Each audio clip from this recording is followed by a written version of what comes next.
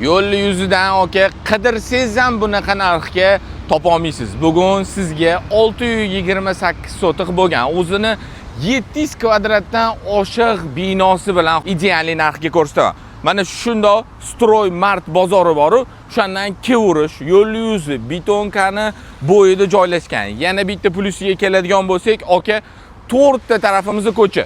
Mana bu yon tarafimizni ko'cha, bizani binoyimizni orqasi ko'cha, Novostroyka bilan binoning o'rtasi ham ko'cha.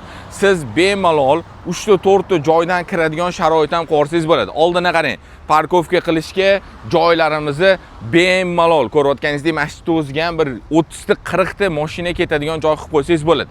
Yana bitta plusiga keladigan bo'lsak, aka 5 plusga ruxsatnoma, APZ hamma hujjatlarini tayyor qilib qo'yibdilar. Birinchi qavatimizda bitta bo'tda xonamiz o'zi ishlab chiqarishga mo'ljallangan. Ikkinchi qavatimizga keladigan bo'lsak, ikkinchi qavatimizda bizda общий 3 ta xonamiz qilingan.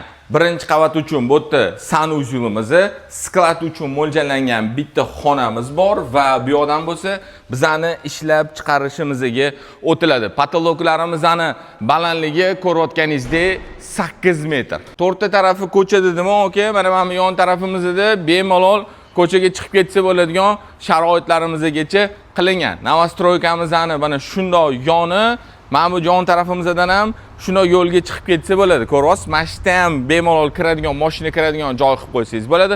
Xullas, aytayman, bu yerda biznesingiz uchun вообще idealniy joy. Bu yoqda bitta podval qismimiz bor. Podvalimizdan ham sklad qilib foydalansa bo'ladi. Narxiga keladigan bo'lsak, aka 1 sotiqi uchun 65 mingdan so'ralyapti. 4 ta tarafi ko'cha, yana shundoq yo'l yuzida, parkovka qilishdan umuman muammo yo'q joy. Yana plus 5 qavatli bino qurishingiz uchun ruxsatnomalari bilan olib qo'yilgan joyi bunaqa narxdan topish qiyin. Stroy Martda shundoq yonida, yonimizda Novostroyka domlar ham bor. Bemalolcha bitta klinika ham qilib qo'ysangiz bo'ladi. Egalarining raqamini videoning opisiyaniyasida yozib qoldirdim.